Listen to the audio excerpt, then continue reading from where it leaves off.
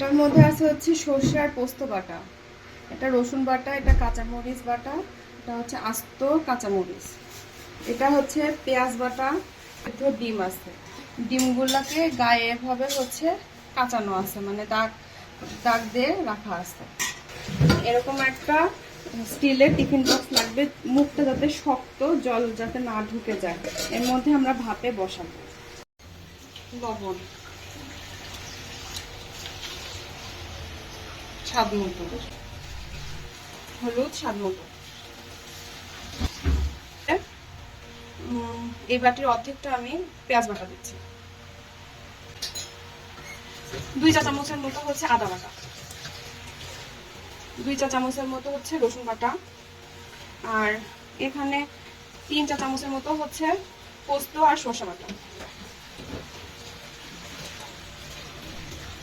কাঁচামরিচ এখানে আমি 1.5 চা চামচের মতো দিচ্ছি, আর আমি হচ্ছে আস্ত কাঁচামরিচ পরে দেবো। এটা আমি ভালো করে মিক্স করে নিই। একটু সরষের তেল দেবো ওর মধ্যে, উপর থেকে একটু সরষের তেল ছড়িয়ে দিলাম। ভাপা বলে কথা, এটা আমি মাখায় নিচ্ছি, যাকে বলে মেরিনেট করে নিচ্ছি। এটা বেশি সময় রাখতে হবে না। জিরা গুঁড়া এটা 2 চা চামচ, একটু পরিমাণ মতো চিনি।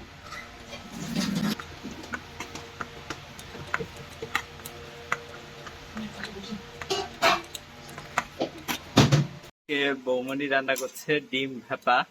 তো দেখা যাক রান্নার কলা কৌশলীটা কেমন হয়।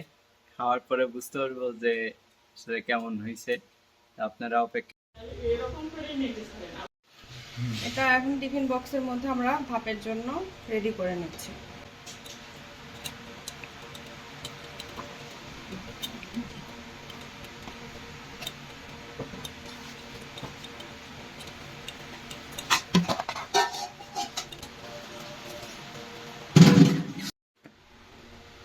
মধ্যে কাঁচামরিচগুলো আমি ফ্লেভারের জন্য অ্যাড করে দিচ্ছি।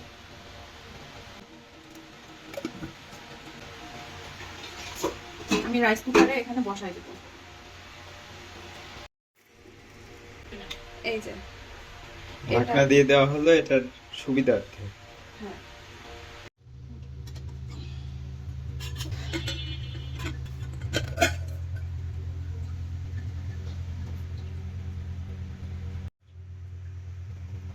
বৌমনি রান্না করছে ডিম ভাপা। তো চলেন দেখে নিই খাইতে কেমন হলো।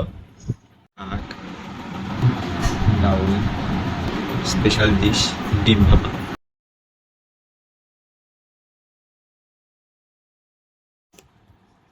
রান্নাটা মোটামুটি ভালো হয়েছে, নতুন একটা আইটেম। আপনারাও চাইলে ট্রাই করে দেখতে পারেন।